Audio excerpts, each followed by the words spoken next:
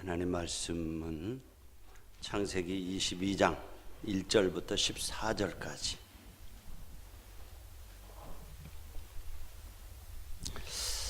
그 일 후에 하나님이 아브라함을 시험하시려고 그를 부르시되 아브라함아 하시니 그가 이르되 내가 여기 있나이다.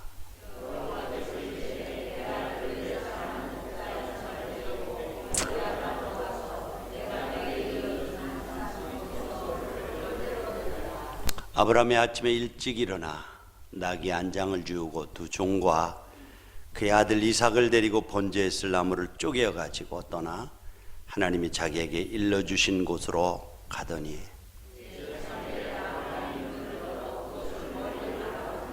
이에 아브라함이 종들에게 이르되 너희는 나귀와 함께 여기서 기다리라.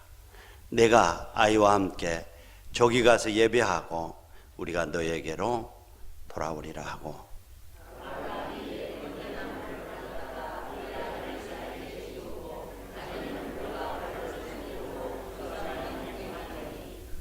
이삭이 그 아버지 아브라함에게 말하여 이르되 내 아버지 하니 그가 이르되 내 아들아 내가 여기 있노라. 이삭이 이르되 불과 나무는 있거니와 번제할 어린 양은 어디 있나이까?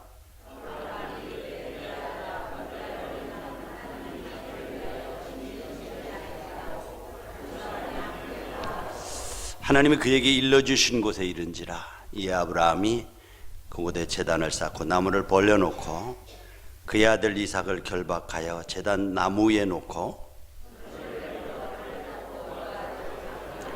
여호와의 사자가 하늘에서부터 그를 불러 이르시되 아브라함아 아브라함아 하시는지라. 아브라함이 이르되 내가 여기 있나이다 하매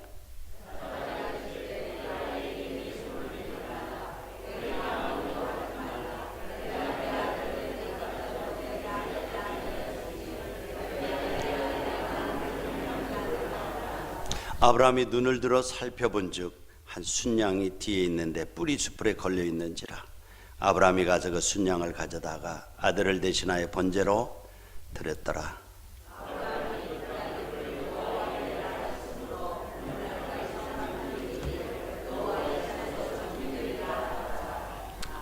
아멘. 여러분 한 주간에도 주님께서 여러분의 걸음을 지키시고 또 건강을 지키시고 축복하시기를 기도합니다. 이렇게 이 바이러스, 이 코로나 때문에 여기저기 보니까 참 어려움들이 많은 것 같아요. 관공서에서도 수도 없이 연락이 오고 또 이렇게 우리 교우님들 가운데서도 이제 사업의 문을 당분간 닫아놓고 또 경제적인 문이 닫혀지고 여러 가지 일들이 있는 것 같아요.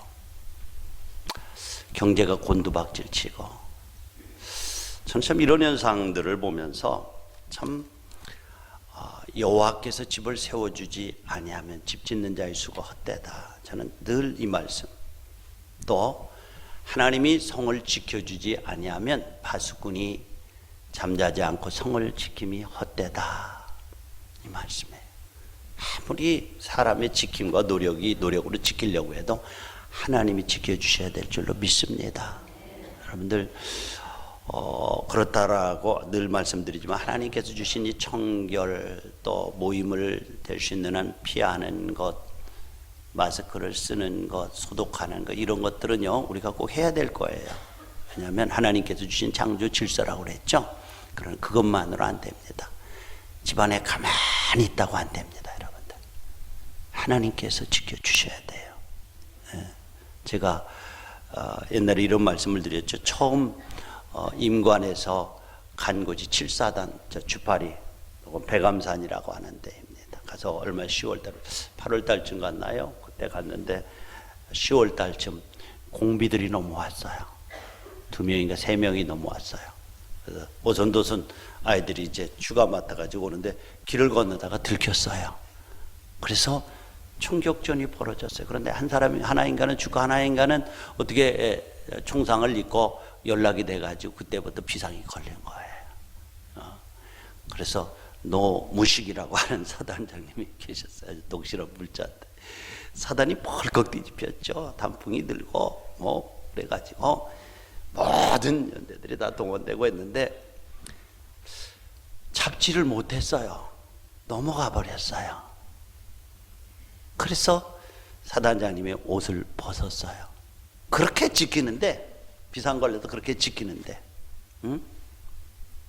그런데 우리 정일섭 연대장님이라고 이렇게 정섭 장로님이 지난번에 오셔서 여기 한번 강의를 했죠. 정정성 사람 그 기아대책 본부장 하셨던 정정섭 장로님의 친형이신데 그분이 목사님 저같이 다니 사람이요 아무리 계급이 높고 힘이 있어도요 정말 이 어려울 때는요 참 믿음의 사람이니까 여기 목사님하고 같이 다녀야 된다. 목사님 내 차 타세요. 항상 그 다녔어요. 언제 간첩이 나올지 모르고 공비가 나올지 모르니까.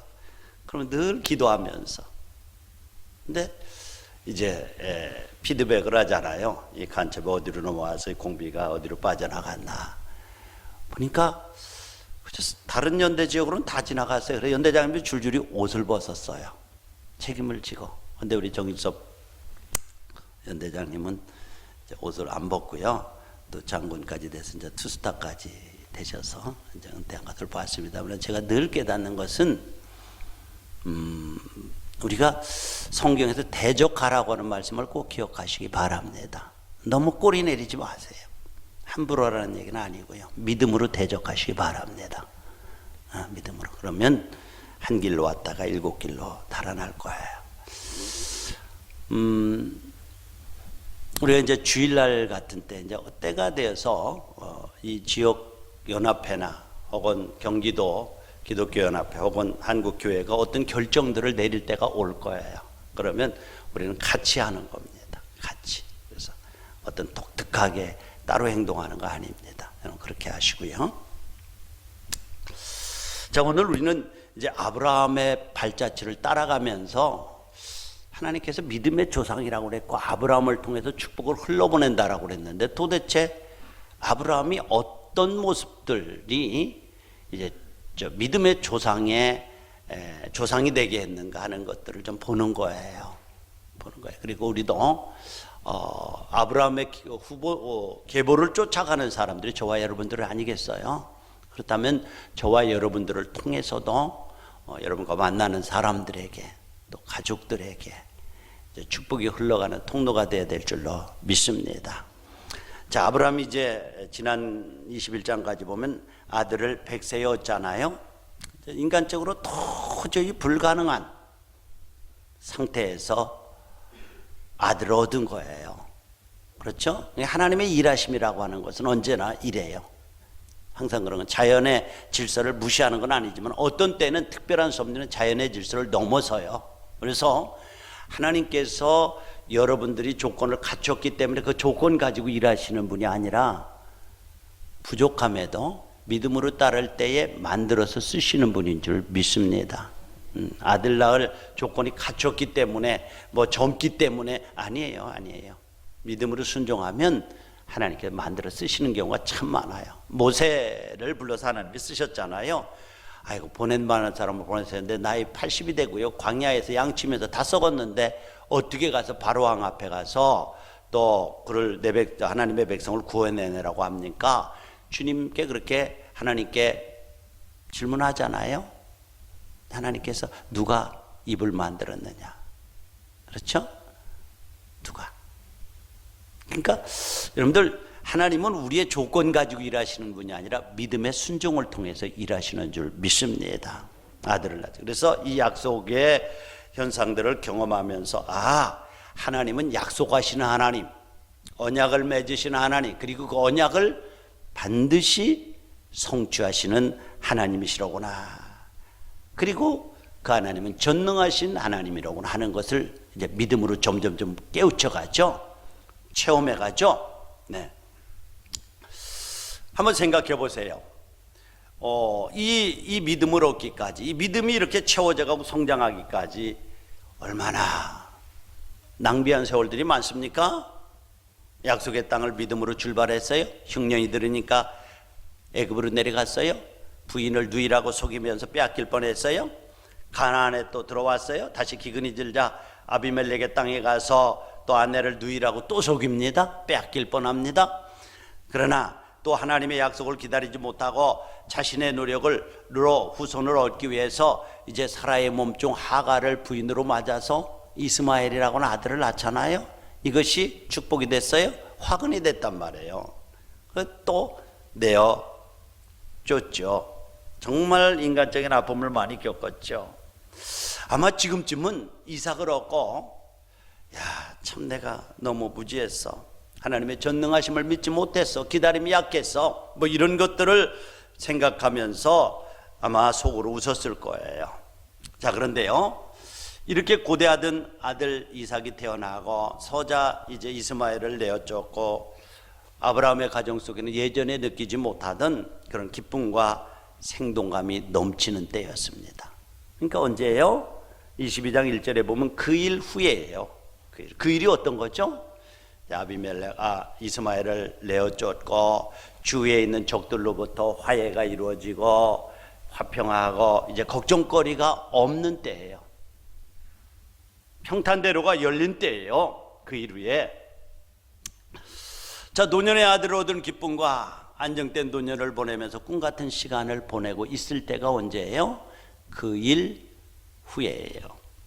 자, 그런데 이런 나날을 보내던 어느 날 하나님께서 아브라함을 찾으시죠. 2절에 보면 여호와께서 이르시되 내 아들 내 사랑하는 독자 이삭을 데리고 모리아 땅으로 가서 내가 내게 알려준 산 거기서 그를 번제물로 드려라. 번제물이 뭐죠?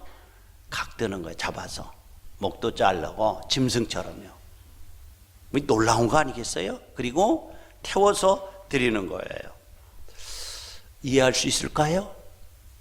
없어요. 이 청천벽력 같은 요구를 아브라함이 이해할 수 없어요. 이 요구를 듣고 이 명령을 듣고 밤새도록 엎지락뒤지락 했을 거예요. 그러니까 놀라운 것은 다음날 일찍 일어나서 하나님의 명령에 순종해가지고 두 종과 아들을 데리고 번제에 쓸 나무를 나귀에 싣고 하나님이 지시하신 모리아산으로 가는데 무려 3일 길을 갔다는. 3일 길이 얼마나 고통이었을까요? 여러분 한번 생각해 보세요. 얼마나 고통이었을까요? 자기보다도 더 사랑하는 그 아들을 지금 잡으러 가는 거예요. 모리아산의 밑에 도착하자 두 종들에게 뭐라고 해요? 야, 나는 저 산에 올라가서 하나님을 예배하고 올 테니 너 여기 기다려라. 이제 아들 이삭을 데리고 나무를 가지고 칼을 가지고 불을 가지고 올라갑니다. 중간중간이니까 아들이 물어요. 아버지, 제사 드리러 가는데 장작도 있고 불도 있고 칼도 있는데 재물이 어디 있습니까? 여러분들 이 질문에 또 아버지의 마음이 얼마나 퉁탕거렸을까요? 바로 너야! 라고 하는데 얼마나 두려웠을까요? 생각을 해보세요. 우리가 죄 짓고 있는데 그저 우리가 뭐 부부간에도 내 약점을 아는 아내가 그 아픈 부분을 콕 찔르면 여러분 벌쩍 뛰죠. 아이들이 얼굴이 붉어지죠. 근데 그 약점을 탁 찌는 얼마나 두려웠을까요? 그런데 그 아들의 물음에 8절에 보면 아브라함이 이르되 내 아들아 번제할 어린 양은 하나님이 자기를 위하여 친히 준비하시리라. 그런 대답을 해요. 저는 이 말씀을 읽어가면서 자, 내가 믿기는 지금까지 아들을 제물로 바치라고 하는데 정말 하나님께서 준비하실 것을 믿고 대답한 얘기였을까? 이런 궁금증이 생기더라고요. 정말 하나님이 자기를 위해서 준비하실 것을 믿고 대답한 말이올까? 아니면 임기응변식으로 모면하기 위한 것인가? 근데 한 가지 분명한 것은 약속하신 아들을 주시겠다고 약속하신 분이 하나님이시잖아요. 100세의 아들을 낳게 하신 분이 하나님이시잖아요. 불가능한 상태에서 아들을 주신 분이 하나님이시니까 또 아들을 달라고 하면 비록 여기 보이는 아들을 제물로 드린다고 해도 하나님께서 또 다른 계획이 있을 것이라고는 확실한 믿음은 있었다라고 저는 믿습니다. 아들이 죽든지 안 죽든지 간에 다른 계획이에요. 드디어 모리아산 정상에 도착합니다. 이제 장작으로 제단을 쌓습니다. 아들을 결박하고 나무에 올려놓습니다. 칼을 들어서 아들을 치려고 하는 순간에 11절 12절에 보니까 여호와의 사자가 하늘에서부터 그를 불러 이르시되 아브라함아 아브라함아 하시는지라. 아브라함이 이르되 내가 여기 있나이다 하매 사자가 이르되 그 아이에게 내 손을 대지 말라. 그에게는 아무 일도 하지 말라. 내가 내 아들 독자까지도 내게 아끼지 아니하였으니 내가 이제야 내가 나를 하나님을 사랑하고 경외하는 줄을 알았노라. 믿음의 절정에서 도장을 팍 찍는 것이에요. 그리고 하나님께서 덤불에 걸려있는 양을 준비하셔서 아들을 대신해서 제물로 드리게 하셨습니다. 그리고 그 땅 이름을 여호와 이레, 하나님께서 준비하셨다. 나는 우리 예심의 가족들의 삶 속에 앞길에 하나님이 이레가 되는 축복이 있기를 축원합니다. 하나님께서 준비하시는 거예요. 하나님 준비하시는 거예요. 저는 이 말씀을 보면서 하나님은 어떤 하나님이신가 하는 그 부분에 대해서 궁금했어요. 그런데 여기 1절에 보면 하나님이 아브라함을 시험하자. 하나님은 시험하시는 하나님. 템테이션이라고는 유혹이 아닌 테스트라고 하는 시험하시는 하나님. 저는 여러분들 어쩌면은 이 바이러스, 우한 코로나, 우한 폐렴 혹은 여러 가지 있죠. 코로나 바이러스. 이런 것들을 통해서 어쩌면 우리에게 질문하는 것들이 참 많다라고 생각을 합니다.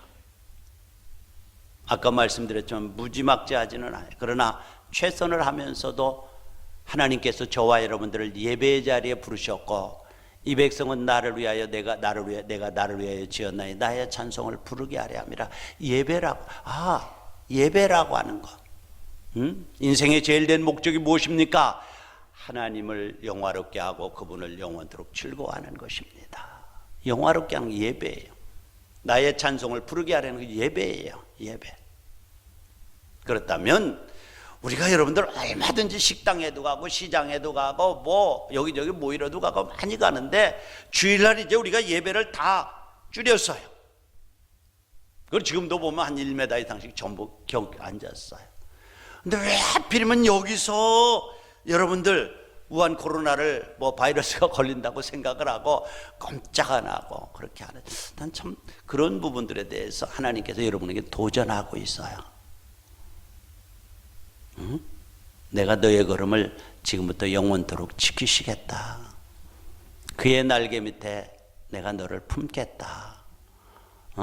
저기 한 길로 왔다가 7길로 달아날 거다. 저를 대적하라. 그리하면 저가 너희를 피하리라. 하나님께서 얼마든지 주신 약속의 말씀을 붙잡고 주장하면서 믿음을 지켜나갈 수 있는데, 여러분들 집에만 가만히 계신 게 그렇지 않더라고요. 또 누구를 만나고 아이들은 밖에 나가서 안 노나요? 너무 어떤 그 잘못된 상황들을 염두에다 두고 염려하지 마세요. 너의 염려를 여호와께 맡겨버리라.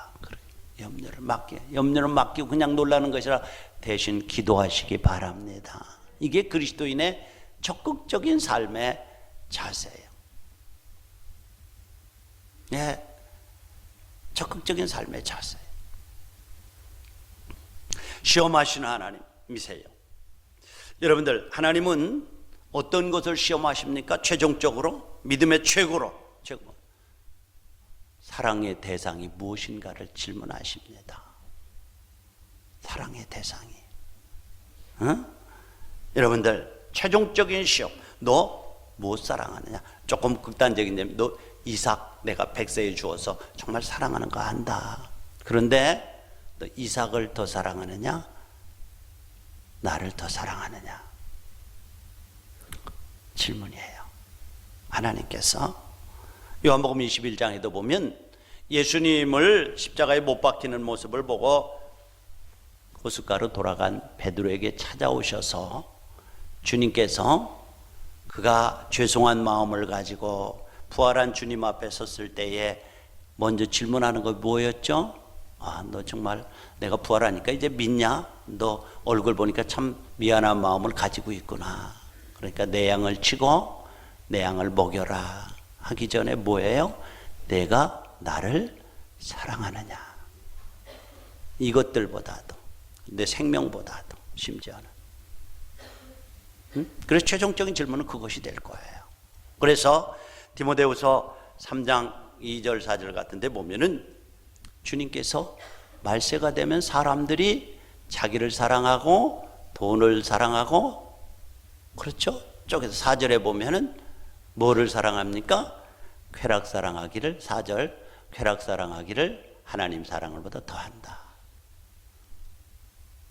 사랑의 대상이 그렇게 되는 거죠. 언제요?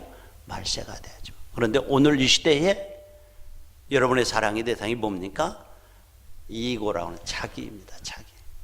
내 대해서 조금만 피해가 되어지고 아픔이 되어지고 짐이 되어지면은 견디지 못하는 것이 오늘 우리 시대의 문화 또 질서 아닙니까?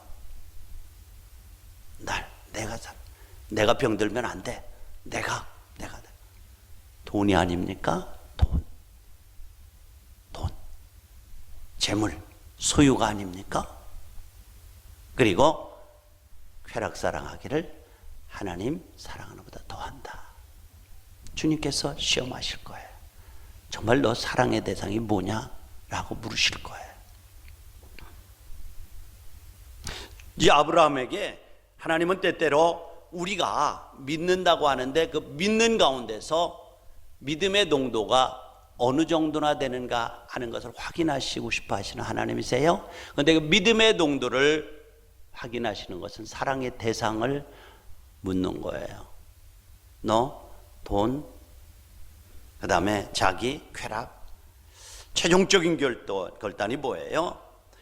욥과 같이 욥기 1장 21절에 보면 자기의 모든 것을 잃어버려요. 그러면서도 한번 읽겠습니다. 시작. 가로되 내가 모태에서 적신으로 나왔은즉 또한 적신으로 그리로 돌아갈지라. 주신 자도 여호와시오 취하신 자도 여호와시오니 여호와의 이름이 찬송을 받을지. 모든 걸 다 잃어버렸어요. 그런데도 그의 고백이 뭐죠?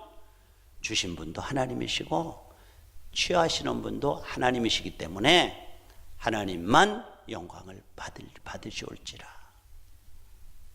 놀라운 고백이죠.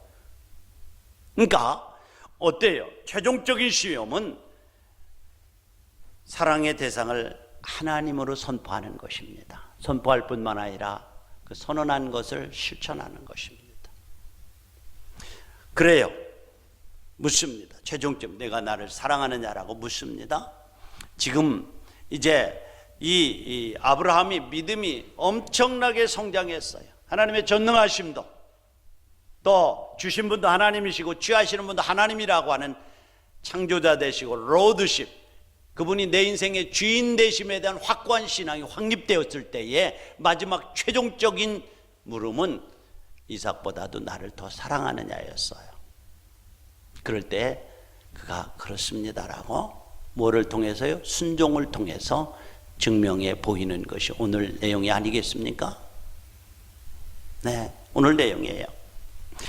이 본문을 담담하게 말씀드렸지만은 하나님의 이 아들을 제물로 바치라고 하는 이 뭐예요? 이 번제물로 드리라고 하는 하나님의 명령을 받았을 때에 아브라함의 마음이 얼마나 찹찹했을까요? 그런데요, 여러 가지 10가지 이유는 되면서 따져 물을 수 있는 합리적인 논거들이 수없이 많습니다. 여러분들 뭐예요? 하나님 아들을 주시겠다고 그렇게 약속하고 24년 동안 50년 동안 기다린 다음에 아들을 주실 때는 언제 하고 17살 된 아들이 잘 크는데 빼앗아갈 때는 언제입니까? 도대체 이게 무슨 장난입니까? 사람 갖고 노는 겁니까? 뭐 이렇게 할 수도 있잖아요. 그 다음에 또 핑계 댈 수 있어요. 하나님 나는 괜찮아요. 하지만 사라는 아마 내 안에 사라는 이 얘기 들으면 기절할 겁니다. 제가 사라를 설득시켜 놓고 아들을 바치겠습니다.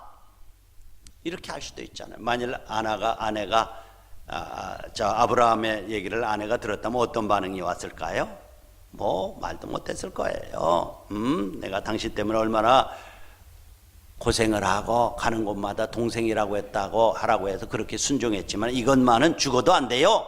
나를 잡아가시오. 뭐 이렇게 했을 거예요. 여자가 더 아이들에 대한 사랑이 더 큰 것 같아요. 또 다른 하나는 하나님 이웃 사람들이 아니 100세의 아들을 주시더니 또 뭐 뺏어가네? 뭐 하나님이 그렇게 변덕맞은 하나님이야? 심심하면 주었다가 심심하면 빼앗나 봐 하면서 얼마나 조롱하고 핍박하겠습니까? 하나님 영광 가려서 안 돼요.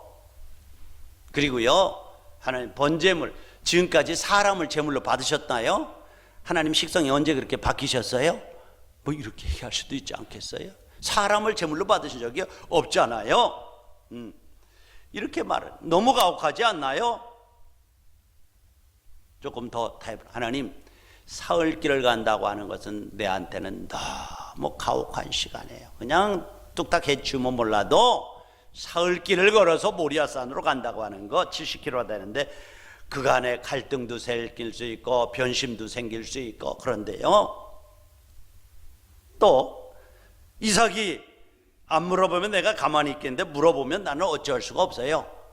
이삭한테 다 얘기할 거예요. 하나님이 너를 잡아가지고 각도서 드리라고 했다. 그러면요, 이삭이 17살 되고 나는 늙어가지고요 나를 밀치고 도망갈 텐데 그때는 어쩔 수가 없어요.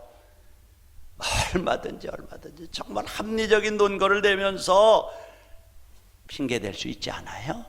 그럴 수 있어요. 그런데 아브라함은 아무런 이의도 제기하지 않고 하나님의 명령에 순종합니다. 혹시 마음이 변할까 봐서 사라에게도 얘기하지 않고 아침 일찍 아무 말도 안 하고 침묵 가운데 모리아산을 향해서 3일 길을 걸어갑니다. 3일 길. 도착하자 종들에게 여기 기다려. 가서 난 예배하고 올 거야. 아들의 모습에 아버지 재물이 없잖아요. 가슴이 뛰는 가슴을 억누르면서 아들아, 번제할 어린 양은 하나님께서 자기를 위해서 예비하실 거야.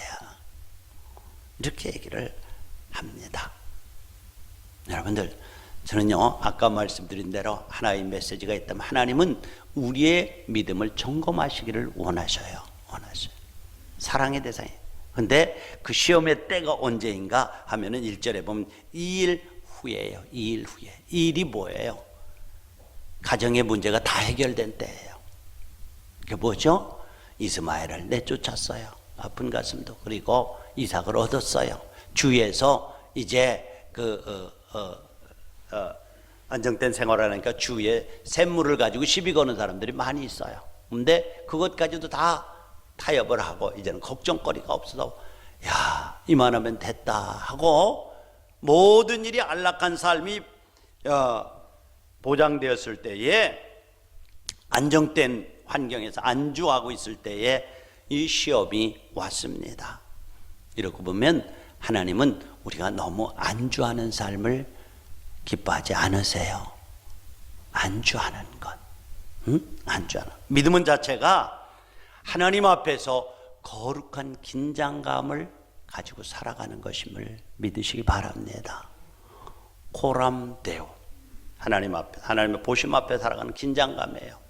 거룩한 긴장. 이것은 거룩하기 때문에 여러분의 삶을 탄력 있게 만들고 생동감 있게 만들고, 이 긴장이 없으면 사람은 풀어지고요 퇴보하게 되어져 있습니다. 그래서 하나님께서 지난번 창세기 19장인가에서 롯을 소돔과 고모라 성에서 건져낸 후에 뒤돌아보지 말아라. 뒤돌아보면 안 된다. 소금 기도. 들이라고 머물지 말아라. 들판은 지금 뭐에 평탄하고 쉴만한 곳이기 때문에 안주하는 곳이에요. 우린 들판에 머무르기가 쉽습니다. 그러나 믿음이라고 하는 것은 거룩한 긴장감을 주님 앞에 설 때까지 가지고 살아가는 것임을 기억하시기 바랍니다. 보심 앞에서. 그러니까 제가 이제 군 생활을 좀 오래 했기 때문에 늘 평탄하고, 특별히 군의 목회자라고는 인정을 받으면서 그냥 대우받으면서 하는 게 그렇게 어렵지 않잖아요. 그런데 늘 긴장감이 있는 것이 보는 사람이 있어요. 누구냐면 옛날에는 기무사, 보안대 뭐 이런 것들이 쭉 그 사람이 동태, 오가는데 뭐 무슨 말을 하고 다니나 다 봐요. 그래서 지휘관들에게, 그래서 지휘관들이 그걸 참고해가지고 늘 그 사람의 승진이나 앞길을 열어주고 그런단 말이에요. 봄 앞에, 사람의 봄 앞에서도 긴장되잖아요. 근데 그런 긴장감이 자기의 자세를 바로잡게 하는 거예요. 그런데 아마 아브라함의 문제가 그렇게 퍼지지는 않았겠습니다만 안주하는 삶에 있습니다. 안주하는 삶은 그냥 머무르는 것이 아니라 퇴보하는 거예요. 여러분들 자전거가 2바퀴로 달려가는데 앞으로 나가지 않으면 그냥 넘어지고 마는 것입니다. 믿음도 나는 동일하다라고 생각을 해요. 그래서 여러분들 믿음이 긴장이 풀어지지 않도록, 그렇죠? 어떤 리듬이 깨어지지 않도록 조심하시기 바랍니다. 리듬이. 어저께 어떤 집사님이 제 사무실에 돌아와서 일을 하다가 멈추니까 이제는 일을 하기가 싫어졌어요. 그 얘기를 하더라고요. 리듬이 깨져서요, 일하기가 싫어졌어요. 그 얘기를 하더라고요. 똑같아요, 여러분. 믿음 생활도요, 리듬이 깨어지고 거룩한 긴장감이 깨어지면요, 하루쯤 교회 안 가는 거, 한 주일쯤 교회 빠지는 건 너무너무 편하고 감각 없이 지나쳐 버릴 수가 있습니다. 그래서 제가 여러분들에게 늘 어떤 일이 있고 명절이 끝나면 신앙생활에, 기도에, 예배에 리듬이 깨어지지 않도록 여러분 스스로 경계하라고 하는 말씀을 반복적으로 하는 이유가 여기에 있습니다. 일하기 싫대요. 어저께 그 집사님 얘기하는데. 자, 그런데요, 아브라함이 어떻게 합니까? 하나님의 이 믿음을 순종으로 증명해냅니다. 우리가 믿음이라고 하는 건 고백하기는 쉬워요. 믿습니까? 아멘, 아멘, 아멘. 많이. 그러나 이 믿음을 순종하는 삶을 통해서 증명해내기가 여간 어렵지 않습니다. 아브라함처럼 아끼는 것을 내려놓으라고 하실 때도 있습니다. 어떤 사람은 주의를 지키기 위해서 좋은 직장을 포기하는 경우도 있고요, 어떤 때는 믿음의 원칙을 지키기 위해서 손해보는 경우도 있습니다. 심지어는 순교한 사람들은 생명까지도 내어놓아야 하는 때가 있습니다. 순교자들 그랬잖아요. 순교자들 생명까지도 내어요. 그럼에도 불구하고 참 믿음은 순종으로 증명되어지고 순종으로 열매를 맺고 순종으로 축복을 받는 줄로 믿습니다. 믿음은 구호가 아니고요, 어떤 포스터가 아니고요, 그 순종으로 그 믿음이 증명되어지고 그 순종으로 축복의 열매를 맺는 줄 믿습니다. 그러니까 참 믿음이라고 하는 것은 손해가 되고 이해가 되어지지 않아도 순종하기로 결단하는 것, 이것이 하나님이 여러분들에게 요구하는 순종이고 하나님이 찾는 순종인 줄로 믿습니다. 신실하신 하나님이기 때문에. 세상이 말하는 맹종이 아니에요. 순종이에요. 순종. 그리고 하나님은 이 순종을 통해서 여러분들에게 기적을 베푸시고 축복의 문을 열고 여러분들에게 이레가 되실 줄로 믿습니다. 맹목적이 아니에요. 기독교 역사가 그렇게 증명해요. 믿음을 따라 순종의 길을 간 개인, 나라, 민족, 하나님이 축복하셨고 그 나라와 민족과 개인을 지키셨습니다. 그 히스토리, 역사는 히스 스토리입니다. 그분의 이야기들입니다. 우리는 역사를 통해서 믿음이 얼마나 놀라운 축복을 가져다 주는가를 봅니다. 여러분들 한국의 근대사를 보십시오. 오늘날 이처럼 우리가 잘 사는 나라가 되어지고 민주화가 되어지고, 그렇죠, 할 말을 하게 되고 하는 그 원인들이 그 원인을 누가 제공했습니까? 다른 사람 한마디도 못할 때에, 3.1운동 때에 적어도 33명 중에 16분이 그 당시에 그렇게 많은 기독교 인구 중에 정말 한 30여만 명밖에 안 되는, 시흥시 인구밖에 안 되는, 그것도 못 되는 기독교인 중에 그 많은 지도자들이 나와서 민족의 독립을 외쳤습니다. 이 나라가 독재로 갈 때는 수많은 목사님들과 장로님들, 평신도들이 나와서 민주화를 외쳤습니다. 그리고 외부를 향해서 문을 열었습니다. 오늘날과 같은 축복의 근저에는 바로 복음과 하나님의 말씀에 순종하는 믿음이 있었음을 우리는 기억해야 됩니다. 먹고 살만하니까 무슨 민주화다 뭐다 하면서 교회를 탄압하려고 하는 시도들도 있고, 교회의 가치와 하나님의 질서를 깨려고 하는 그러한 위험한 시도들이 도처에 나타나고 있습니다만은 저는 절대로 하나님께서 축복하지 않는다라고 믿습니다. 그 우리는 자존심을 가져야 돼. 저는 정말 자존심 하나는 지키고 싶어요. 돈보다도 자존심. 그렇습니다. 하나님은 이 순종을 통해서 기적을 베푸시는, 이 순종의 근저는 여러분들이 이해가 아닙니다. 지금 아브라함은 논리적으로 이해되지 않아요. 어떻게 사람을 제물로 바쳐요? 어떻게 주신다고 할 때는 언제고 빼앗아갈 때는 언제예요? 이해가 안 되는 말씀을 지금 하는. 그러나 순종은 여러분들의 논리적인 이해가 아닌 것을 기억하시기 바랍니다. 왜냐하면 전능하신 하나님, 창조자되는 하나님의 말씀을 우리가 이해함으로 순종하는 것은 어리석은 일이에요. 믿음으로 순종할 때에 기적의 역사가 나타나는 것을 믿으시기 바랍니다. 이것이 복음의 역사고 이것이 기독교의 역사입니다. 믿음으로 순종할 때. 여러분들, 내 아들 독자 이삭을 내가 지시하는 곳에 가서 번제로 드리라고 하는 것 이해되어집니까? 그러나 인간적으로 감당할 수 없었지만 순종함으로 내려갔습니다. 아브라함은 순종했습니다. 우리가 배워야 될 믿음이 바로 여기 있습니다. 순종이라고 하는 것은 순종의 존재는 이해가 아니고 내 인생의 주인 되시고 창조자 되자 하나님이 말씀하시니 나는 하나님의 신실하심을 믿기 때문에 나는 순종한다. 이거예요. 사랑하는 우리 예신가족 여러분들, 우리가 이 자그마한 코로나 때문에 그래 죽으면 죽으리다죠. 뭐 그게 그렇게 대수입니까? 너무너무 위축돼 가지고 그러지 마시기 바랍니다. 내가 하나님의 딸이다, 하나님의 아들이다. 만일 하나님이 우리를 위하시면 누가 나를 대적하리요? 바울이 그렇게 말해요. 그렇습니다. 창조자 되신 하나님, 그래요. 믿음의 결정판이 뭡니까? 하나님의 말씀에 토를 달지 않고 순종하는 것입니다. 믿음은 포기하는 것입니다. 믿음은 그냥 한번 해보는 것이 아닙니다. 해놓고 결과를 보자는 것이 아닙니다. 무조건 하기로 결정하는 것이 믿음입니다.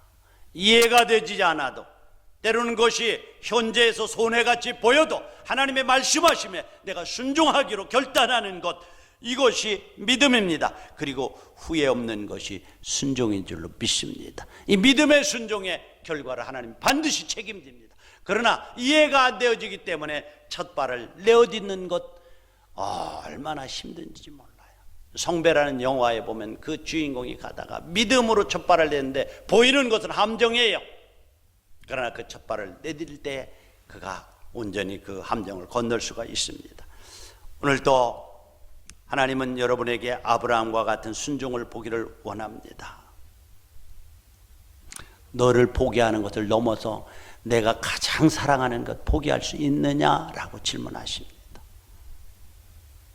성경은 그 모든 것들 가운데 하나님보다도 더 사랑하는 것을 우상이라고 말씀하고 있습니다. 그것이 자기의 생명 혹은 자기의 아들까지 더 사랑하면 우상이라고 성경은 분명히 말씀하고 있습니다. 내가 나를 어느 정도까지 신뢰할 수 있느냐라고 하는 것입니다.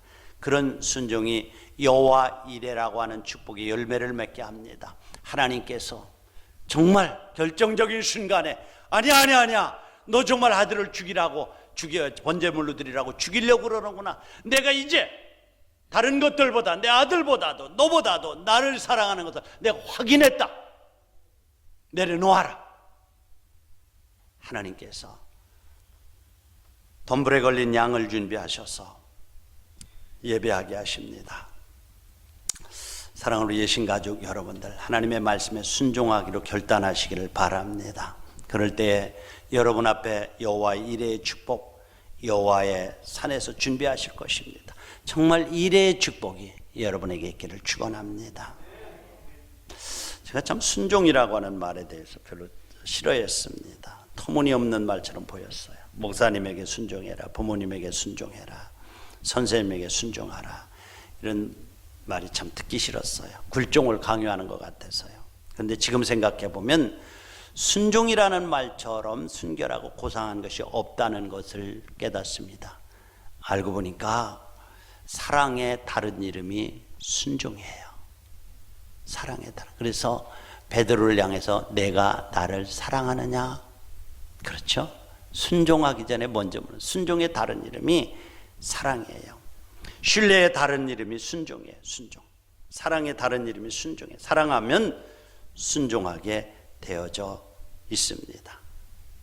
여러분들 신혼 초기에는 아내가 아이스크림 하면 밤중에라도 편의점에 가서 사지 않아요? 오랜 시간이 지난 지금은 어림도 없습니다. 가서 사 먹든지. 지금 아닌 이 밤중에 무슨 얘기를 하는 거야?